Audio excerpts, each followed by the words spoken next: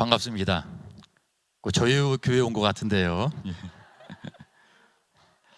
우리 성도들 모르시겠지만 우리 장익범 목사님이 전국 목회자 설교 대회에서 1등을 하지는 않았지만, 그런 게 없으니까 할 수가 없겠죠. 가끔 그런 생각이 있습니다. 만약 있다면 1등 할 수도 있었을 텐데, 그런 생각을 예전에 조금 했었습니다. 우리 옆에 있는 성도님과 한번 인사하도록 하겠습니다. 우리 서로. 자, 모르시는 분도 있죠. 반갑습니다. 하나님만 바라보는 시간 되시기 바랍니다. 한번 인사하겠습니다.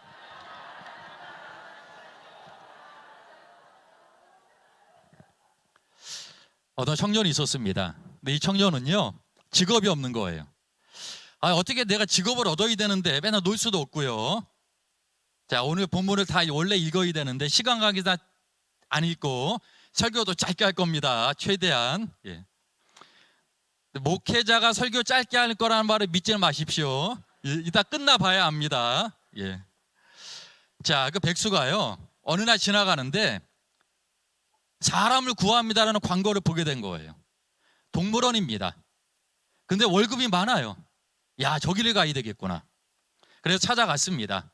갔더니 내용을 들어보니까 동물원에 동물들이 도망을 가버렸답니다.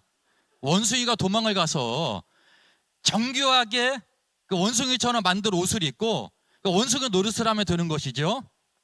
그래서 이제 여름에는 덥지 않겠냐, 에어컨 틀어주겠다, 그늘압 있으면 된다. 그래서 이제 원숭이 옷을 입고 사람들이 이제 원숭이인 줄 아는 거예요. 자기가 봐도 원숭이 같으니까. 큰 원숭이들 있죠. 근데 어느 날 이렇게 있다가 무료해서 제주를 몇 번 넘었습니다. 본 사람들이 난리가 납니다.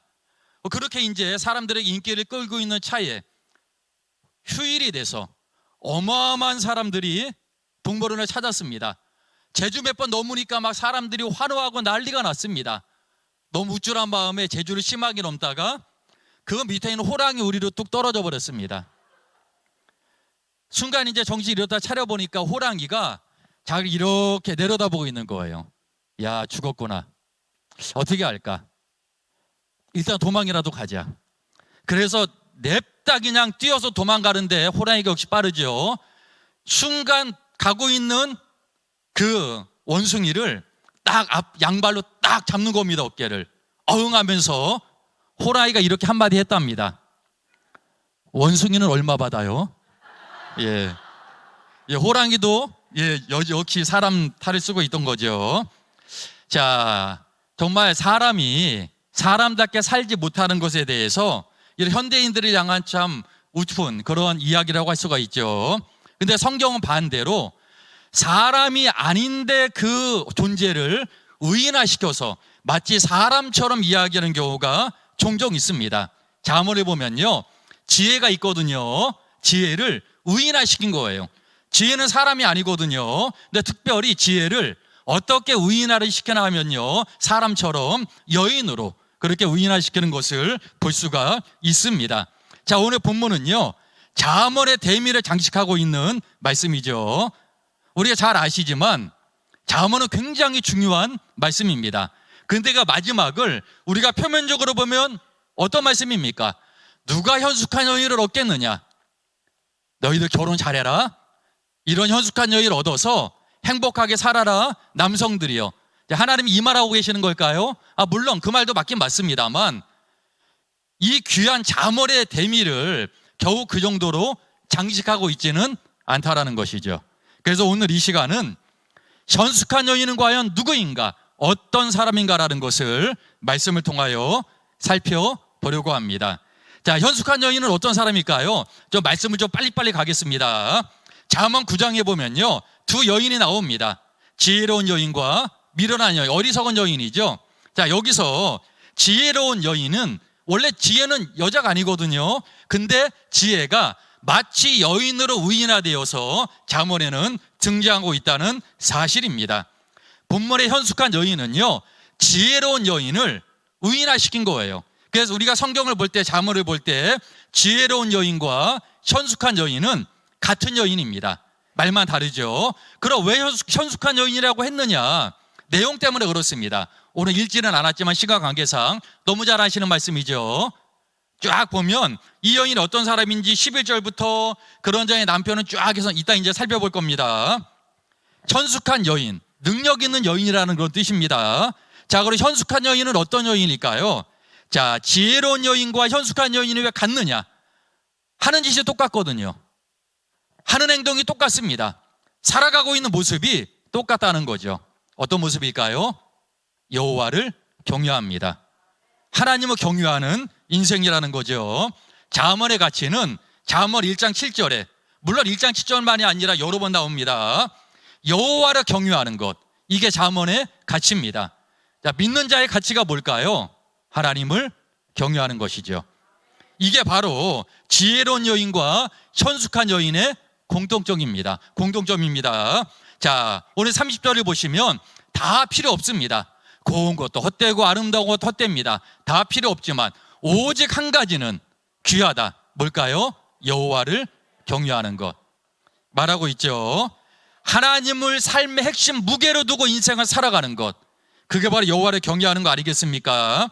이런 면에서 지혜로운 여인과 현숙한 여인은요, 같은 여인이라고 볼 수가 있습니다. 하나님을 경외하는 기초 위에 인생이 세워져 있다라는 것이죠. 자, 우리는 이런 부분 한번 우리 자신을 돌아봐야 합니다. 과연 나의 인생은 여호와를 경외하는 인생인가 아닌가라는 것이죠. 여호와 하나님을 무게중심으로 두고 가장 귀하게 두고 그분을 삶의 중심으로 놓고 살아가면요, 우리들은요, 어떤 것이 들어와도 교만하지 않습니다. 어떤 것이 나가도 절망하지 않습니다. 왜요? 하나님이 있으니까. 그게 하나님을 경외하는 것이죠. 크리스토퍼 애쉬의 말처럼 우리에게 무엇이 들어오건, 어떤 사람이 들어오건 나간 간에, 자, 우리에게도 무엇을, 그것 들으면 나갈 수도 있겠죠. 무엇을, 또한 어떤 사람을 떼어 놓으면 우리의 삶이 지옥처럼 바뀌는가? 그렇다면 그것이 우상이다 라는 말을 했습니다. 자, 돈 있으면 좋습니다. 근데 어떤 사람은 돈이 있을 땐 너무 행복하고 쾌재를 부르며 야, 진짜 인생 이런 것이다. 돈이 좀 없으니까 절망하고 낙심해버립니다. 그 사람에게 돈이 우상입니다. 요즘 개 많이 키우죠? 저는 개를 무진장 좋아합니다. 저는요, 살아있는 개도 좋아하고 죽은 개도 좋아하는데, 요즘은 이제 죽은 개를 이제 안 좋아하려고. 근데 어떤 사람이 개를 키웁니다. 개가 죽으면 잘 슬프죠. 개를 키우다 개가 죽어서 슬프다, 아쉽다, 그리고 그냥 잊어버렸습니다. 괜찮습니다. 개가 죽었습니다. 인생이 지옥처럼 바뀌는 겁니다. 그럼 그 개는 우상입니다. 이런 것들이 우리의 삶에 비일비재합니다. 이거 우리가 잘 돌아봐야 되는 것이죠. 여호와를 경외하는 것으로 우리의 삶의 토대가 세워져 있다면 우리는 어떤 것으로도요, 너무 기뻐하지도 않고 절망하지도 않습니다. 남들보다 돈 좀 있다, 그래, 하나님이 하나님을 위해 사용하라고, 남들을 위해 베풀라고 주셨구나, 감사합니다 하나님. 좀 없다, 아직도 돈이 없을 수도 있지 뭐, 하나님이 있는데 나한테 하나님이 주실 거 아니겠습니까? 그러면 되는 겁니다. 근데 그걸 뛰어넘으면 그게 우상이 될 수가 있는 것이죠. 현숙한 여인은요, 이렇게 살아갑니다. 어떻게 해요? 하나님을 경외하면서. 자, 그럼 이런 여인은 어떤 모습으로 살아갈까요? 이 여인은요, 하나님과의 수직적인 관계가 잘 되어 있습니다. 왜? 하나님을 경외하는 사람이니까.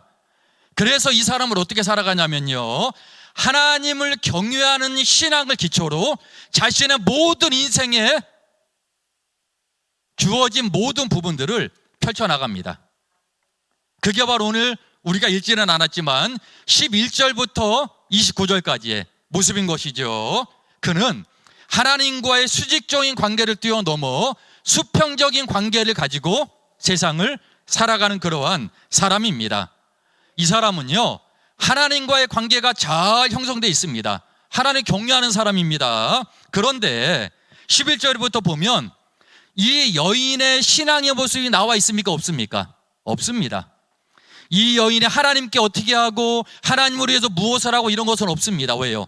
기본이니까. 완벽하게 갖춰져 있으니까. 오히려 이 여인의 살아가는 모습들이 본문에서 보여지고 있다라는 것이죠. 하나님을 경외하는 모습으로 삶을 살아가는 겁니다. 이 삶의 기초가 뭘까요? 하나님입니다. 하나님을 경외하는 것이죠. 우리 한국 그리스도인들의 최대의 약점이 뭘까요? 믿는데 믿는 자답게는 살지 못합니다. 아니 왜 이렇게 인상을 쓰면서 사는지 모르겠습니다. 이번에 목사님들 한번 모여서 한 20명 모였는데 가봤는데요. 저는 다 조폭인 줄 알았습니다. 왜 이렇게 인상을 딱 쓰고 있는지. 물론 제가 가서 분위기 좀 많이 바꿔놨는데요. 웃어야 됩니다. 하나님 안 믿는 사람들 하나님 보면요 늘 인상 쓰고 다니니까 저런 사람도 무서워서 교회 못 가겠다. 물론 우리 설악교회 성도님들은 안 그러시지만 청평교회도 안 그럴 줄 믿습니다. 딱 만나면요 인상부터 씁니다. 그리고 너 나한테 오늘 인사하라면 넌 죽어. 딱 이렇게 노려봅니다. 인사하나 안 하나. 내가 먼저 해야죠. 집사님 반갑다고. 그럼 될 거 아닙니까? 그렇죠? 우리가 잘 기억해야 합니다. 예전에 저는 이제 초등학교 때부터 중고등학교 때 젊을 때 계속해서 기도원을 많이 다녔습니다. 특별히 그때는 한월산이라든지 오살리 많이 다녔죠. 그래서 제가 왕년에 휴가 나왔을 때 저는 기도원으로 직행한 사람입니다. 좀 잘생겨 보이죠? 박수는 지지율이 없고요. 근데 제가 기도원을 다니면서 발견한 게 뭔지 아십니까? 특별히 중고등학교 때, 물론 초등학교도 그렇지만요. 어른들 집회하는 모습 보면요. 하나님의 목숨 걸 것 같아요. 집회가 딱 끝나고 예전에는 그 기도원 버스로 많이 이동했거든요. 집회 끝나고 와서 그 앞에서 싸웁니다. 야, 당신 왜 쎄치기 해? 당신 말이 한 명 서 있으면 그 사람만 해야지. 한 명 서 있다가 막 10명이면 합류하니까 야, 내가 장로인데 말이야. 나 집사인데 너 같은 게 장로니까 막 이러고 싸운다니까요. 자, 그럼 그 사람이 방금 예배 드린 거 뭘까요? 이게요. 물론 우리는 안 그러겠지만 참 이게 안 되는 겁니다. 예전에 사랑의 교회 지금 지어지기 전에 옥하는 목사님 계실 때 거기 예배 들어가려면요 좁아가지고 30, 40분 기다려 들어갔습니다. 그렇게 기다리고 예배 드리고 막 그렇게 예배 드리는 사람이 나와서 집에 갈 때 나가면서 싸웁니다. 자, 근데 이 여인은 그렇지 않죠? 우리도 그래야 합니다. 우리는요 하나님을 경외하는 신자가 아니라 신자 다음의 자리로 나아가야 합니다. 우리가 이거 기억해야죠. 말씀을 좀 빨리빨리 갑니다. 좀 설명을 좀 잘 드리면 좋은데 그럴 시간이 없습니다. 그 현숙한 여인은 어떤 일을 하는 사람일까요? 자, 화면 띄우시기 바랍니다. 예. 자, 14절에 보면요. 자, 이 여인은 어떤 모습입니까? 큰 사업가 같습니다. 사업가죠. 그녀를 상선에 비유하는 외국을 넘나듭니다. 자, 다음이요. 예, 16절에 보면요. 사려 깊은 투자자 같습니다. 사업을 크게 하는 사람이죠. 밭을 사고 이건 땅 투기가 아닙니다. 필요한 것들을 사서 내가 뭔가를 이루겠다라는 그런 사업을 하는 거죠. 자, 그리고 20절에 보면요. 가난한 사람들을 돕는 사업가입니다. 대단한 사람이죠. 그리고 22절에 보면요. 어떤 사람입니까? 자기를 위해서도 살 줄 아는 사람입니다. 그런 말 있죠. 어머니는 짜장면이 싫다고 하셨어. 자, 짜장면 먹고 싶은데 자식들 때문에 안 먹는 겁니다. 나 원래 짜장면 싫어해. 예전에 어떤 어머니가 그래가지고 자식이 성공해가지고 생선 머리, 대가리라 그러죠. 한 포대 사왔대잖아요. 우리 어머니 생선 머리 좋아한다고. 아니, 생선 머리 누가 좋아합니까? 그렇죠? 자식들을 위해서 다 양보하느라고 안 모은 거죠. 근데 이 사람은 그렇게 살지 않습니다. 어떻게 삽니까? 자기를 위해 살아요. 자기를 위해서 세마포와 자색 옷을 입습니다. 지금으로 말하면 명품 들은 거예요. 명품은 아니라도 자신을 위해서 살 줄 아는 그런 사람입니다. 멋있지 않습니까? 자, 그리고 다음 26절에 보면요. 굉장히 탁월한 교사 같습니다. 남들을 가르칠 줄 알아요. 자, 그러면 이 모습을 보면 여인의 모습일까요? 남자의 모습일까요? 지금도요, 한 여인이 이렇게 되기가 쉽지 않습니다. 중견기업 이상의 여자 최고 경영자 정도 되면 몰라도 이런 여성이 지금도 쉽지 않습니다, 현대사회에. 그런데 예전에 잠언이 기록될 때 여자가 이루기가 쉬울까요? 어렵습니다. 자, 본문이 뭘 말하는 걸까요? 어쩌면 본문의 말씀은 현숙한 여인이라고 지칭하고 있지만 실제적으로는 남자에 더 가까운 모습을 보여주고 있습니다. 자, 현숙한 여인은 한 남자의 신부죠. 그런데 성경은 이거를 확장해서 계시록과 연결을 합니다. 그래서 여인은 어떤 여인인가 하면요, 한 여자의 남편에서 어린 양의 신부로 살아가는 그런 사람입니다. 그렇게 하나님을 경외하며 사는 사람이죠. 잠언의 마지막 장의 현숙한 여인이 누굴까요? 이게 보면요, 구속사적 입장에서 보면요, 성경의 마지막에 있는 요한계시록과 연결이 딱 되는 겁니다. 요한계시록 21장과 22장에 보면요, 하늘에서 내려오는 새 예루살렘 성이 소개가 되고 있습니다. 자, 거기 보면요, 새 예루살렘은 예수님의 신부인 교회를 상징하죠. 자, 우리 모두가 누굽니까? 예수님의 신부죠. 저 남자인데요? 남자인데 예수님의 신부입니까? 그렇습니다. 남자나 여자나 할 거, 이건 성별을 말하는 게 아닙니다. 남자든지 여자든지 우리들은 다 예수님의 신부입니다. 다 신부입니다. 자, 지혜가 의인화되어서요, 지혜 여인, 그리고 현숙한 여인으로 우리에게 보여주고 있습니다. 그런데 이 여인은요, 단지 여인이 아닙니다. 이 여인은 누군가 하면요, 새 예루살렘처럼 예수님의 신부로서 예수 그리스도의 재림을 고대하는 재림 공동체, 신앙 공동체를 언급하는 것입니다. 예수 그리스도의 신부가 여성으로 언급되고 있지만 이건 남성과 여성 다 포함된 겁니다. 마찬가지로요, 잠언에서 현숙한 신부라고 할 때 이건 단지 한 남편의 아내가 아닙니다. 하나님을 경외하는 모든 사람들을 우인화시켜가지고 우리들에게 말씀해주고 있다라는 것이죠. 자, 지금 현숙한 여인은 한 남자의 신부일 수 있습니다. 그렇죠? 근데 이게 요한계시록 가면요, 자, 잠언의 마지막 대미를 장식하는 오늘 말씀이나 요한계시록의 마지막 말씀이나 똑같습니다. 완전 똑같다고는 할 수 없지만 연관성이 있습니다. 그럼 본문의 현숙한 여인은 누굴까요? 우리가 자주 이러죠. 남편들이 아내에게 성경도 안 읽었어? 현숙한 여인 좀 대봐. 이거 들이냅니다. 근데 제가 아무리 이 성경을 읽어도 이건 여자의 모습이 아니거든요. 제가 참 예전에 고민이 많았습니다. 그런데 진짜 이것은요, 단지 여자의 모습이 아닙니다. 본문의 현숙한 여인은요, 모든 신앙인을 대표하는 인물로 봐야 합니다. 모든 신앙인입니다. 어떤 신앙인이요? 여호와를 경외하는 모든 신앙인. 우리가 이거 기억해야 합니다. 현숙한 여인은 어떤 사람일까요? 하나님을 경외하는 모든 사람들입니다. 우리가 이걸 잊지 말아야죠. 사람이 살아낼 수 있는 인생 중에 최고의 인생은요, 하나님을 경외하는 인생입니다. 우리가 이거 놓치면 안 됩니다. 하나님을 본문을 통하여 모든 사람들에게 말씀하는 겁니다. 나 이런 사람 좋아한다. 너희 좀 이렇게 살 수 없겠니? 이런 사람은요, 최고의 가치가 있답니다. 최고로 하나님이 가치 있는, 진조보다 귀하답니다. 보석보다 귀하답니다. 하나님이 그 인생을요, 최고로 주신다라는 겁니다. 너무나 많은 사람들이 인생의 성공을 외부에서, 세상에서 찾고 있습니다. 아무 소용없습니다. 하면 좋죠. 그러나 우리들의 인생의 최고는 무엇인가 하면요, 최고봉이라고 할까요? 사람이 살아낼 수 있는 인생 중에 최고의 인생은 여호와를 경외하는 인생입니다. 하나님을 나의 모든 것으로 삼고 인생을 살아가는 인생이죠. 하나님은요, 이런 사람을 지금도 찾으시고 가장 귀하게 여기신다는 사실을 우리가 잊지 말아야 합니다. 그 현숙한 여인은요, 현숙한 남편입니다.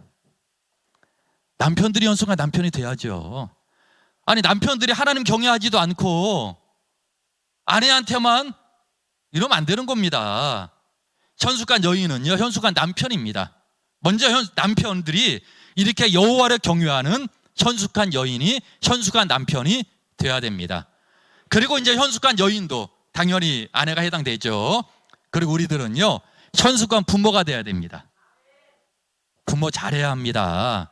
저는 예전부터 워낙 아이들을 많이 상담해 왔기 때문에, 제가 상담 자격증이 여러 개가 있기 때문에, 그러면서 저는 아이들의 아픔을 너무나 잘 압니다. 부모의 말 한마디 잘해야 합니다. 부모님의 말 한마디가요, 아이들을 살리기도 하고 망가뜨리기도 합니다. 말 잘하셔야 됩니다. 그러니까 아이들한테 뭔 말을 할 때 1분만 기도하십시오. 하나님 이 말을 해야 되겠습니까? 말아야 되겠습니까? 할까요 말까요? 이렇게. 그럼 됩니다. 그리고 현숙한 자녀가 되어야 됩니다. 자녀도 현숙한 자녀 돼야죠. 저는 장목, 이제 시간이 됐기 때문에 말씀을 마무리하겠습니다. 저 장목사님 말 안 지는 30년 넘었는데 함께 다니지 않았습니다. 왜냐하면 함께 다니면 큰일 나거든요. 송장, 큰일 납니다. 그리고 거꾸로 해도 장송곡, 큰일 납니다. 그래서 가까이는 다니지 않습니다. 떨어져 다닙니다. 늘.